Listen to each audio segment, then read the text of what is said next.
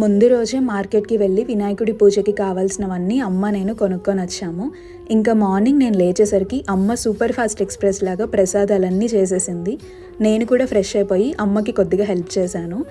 అమ్మ నేను బంతిపూల మాలలు లాగా చేసి మా ఇంట్లో ఉన్న చిన్ని దేవుడి మందిరంనైతే ఇలా డెకరేట్ చేశాము.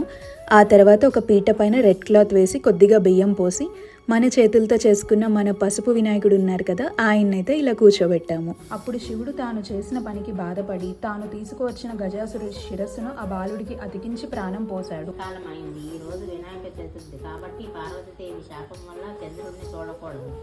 ఈసారి పూజ చాలా బాగా జరిగింది. వినాయకుడి అష్టోత్తరము అలాగే కథ చదువుకొని అక్షింతలు తలపైన వేసుకొని వినాయకుడికి ఎంతో ఇష్టమైన నైవేద్యాలు సమర్పించి పూజని కంప్లీట్ చేసుకున్నాము.